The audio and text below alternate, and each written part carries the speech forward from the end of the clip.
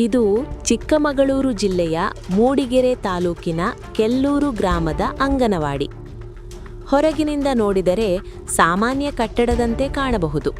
ಆದರೆ ಒಳಗೆ ಕಾಲಿಟ್ಟರೆ ಇಲ್ಲಿ ಪುಟ್ಟ ಮಕ್ಕಳಿಗೆ ಎದುರಾಗುತ್ತಿರುವ ಅಪಾಯಗಳ ದೃಶ್ಯ ಮನಸ್ಸನ್ನೇ ಕಲುಕುತ್ತದೆ. ಈ ಅಂಗನವಾಡಿಯ ಮೇಲ್ಛಾವಣಿಯಲ್ಲಿ ಹಾವುಗಳು ಓಡಾಡುತ್ತಿರುವುದು ಸ್ಥಳೀಯರ ಆತಂಕಕ್ಕೆ ಕಾರಣವಾಗಿದೆ. ಗೋಡೆಗಳು ಬಿರುಕು ಬಿಟ್ಟಿದ್ದು, ಆ ಬಿರುಕುಗಳೊಳಗೆ ಹಾವುಗಳು ಹಾಗೂ ಇಲಿ ಹೆಗ್ಗಣಗಳು ಅಡಗಿಕೊಳ್ಳುತ್ತಿವೆ. ಅಂಗನವಾಡಿಯ ಗೋಡೆಗಳ ಕೆಳಭಾಗದಲ್ಲಿ ಹೆಗ್ಗಣಗಳು ಗೂಡು ಮಾಡಿಕೊಂಡಿರುವುದು ಕಂಡುಬಂದಿದೆ. ಹೀಗಿರುವ ಪರಿಸ್ಥಿತಿಯಲ್ಲೇ ಪುಟ್ಟ ಮಕ್ಕಳು ಪ್ರತಿದಿನ ಇಲ್ಲಿ ಕುಳಿತು ಅ ಈ ಕಲಿಯಬೇಕಾಗಿದೆ. ಇನ್ನು ಆಶ್ಚರ್ಯಕರ ಸಂಗತಿ ಏನೆಂದರೆ, ಈ ಅಂಗನವಾಡಿಯ ಹೆಂಚುಗಳು ಸಂಪೂರ್ಣವಾಗಿ ಒಡೆದು ಹೋಗಿವೆ. ಮಳೆಯಾದರೆ ಒಳಗೆ ನೀರು ಚಿಮ್ಮುವ ಪರಿಸ್ಥಿತಿ ಇದೆ. ಇಲ್ಲಿ ವಿದ್ಯುತ್ ಸಂಪರ್ಕವೂ ಇಲ್ಲ. ಕತ್ತಲಿನಲ್ಲೇ ಮಕ್ಕಳಿಗೆ ಪಾಠ ಹೇಳಬೇಕಾದ ಪರಿಸ್ಥಿತಿ ಶಿಕ್ಷಕರಿಗೂ ಎದುರಾಗಿದೆ. ಈ ಅಂಗನವಾಡಿಯಲ್ಲಿ ಕಲಿಯುತ್ತಿರುವ ಮಕ್ಕಳು ಬಹುತೇಕ ಕೂಲಿ ಕಾರ್ಮಿಕರ ಕುಟುಂಬಗಳ ಮಕ್ಕಳು.